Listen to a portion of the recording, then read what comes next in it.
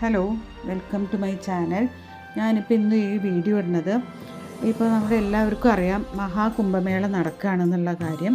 അപ്പോൾ സത്യം പറഞ്ഞാൽ ഞാനിതിപ്പോൾ ശ്രദ്ധിക്കാൻ കാര്യം സോഷ്യൽ മീഡിയയിലൊക്കെ ഇപ്പോൾ ഒരു മോണാലിസ എന്നുള്ളൊരു 16-കാരി സുന്ദരി അല്ലേ, നല്ല ചാര കണ്ണുകളുള്ളൊരു സുന്ദരിയാണ് വൈറലായിക്കൊണ്ടിരിക്കുകയാണ്.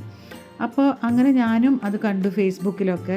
മഹാകുംഭമേളയിൽ രുദ്രാക്ഷമാല വിൽക്കാൻ വേണ്ടിയിട്ടാണ് ആ കുട്ടി വന്നത് എന്നൊക്കെ കണ്ടു.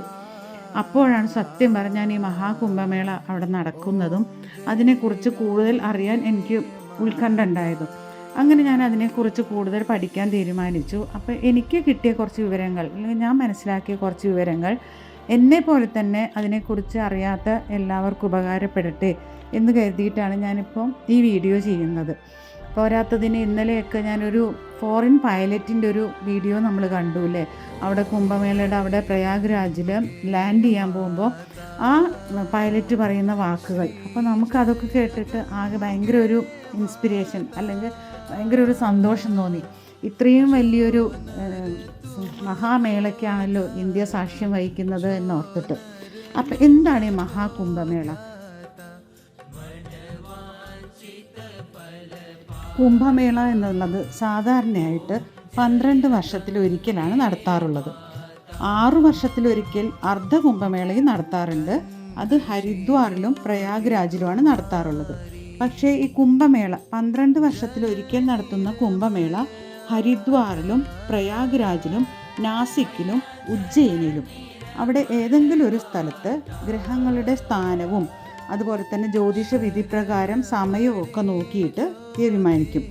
അപ്പോൾ ഈ 12 വർഷത്തിലൊരിക്കൽ നടത്തുന്ന കുംഭമേളയ്ക്ക് സാക്ഷ്യം വഹിക്കുന്ന സ്ഥലങ്ങളാണ് ഹരിദ്വാർ, പ്രയാഗ്രാജ്, നാസിക് ആൻഡ് ഉജ്ജയിൻ.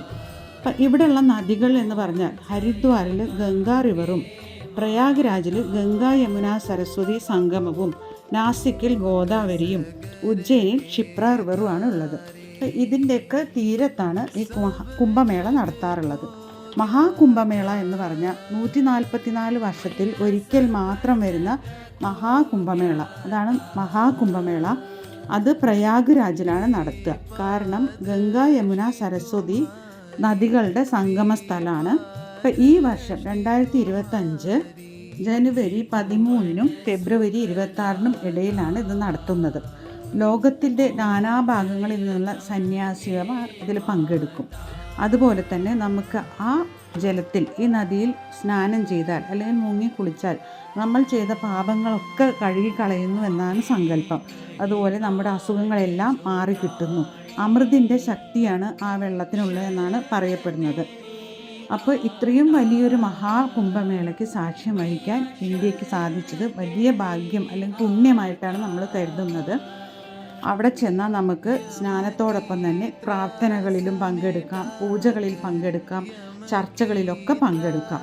അപ്പം അവിടെ പോയി മഹാകുംഭമേളയിൽ പങ്കെടുക്കാൻ എല്ലാവർക്കും ഭാഗ്യം ഉണ്ടാകട്ടെ എന്ന് ഞാൻ ആശംസിക്കുന്നു.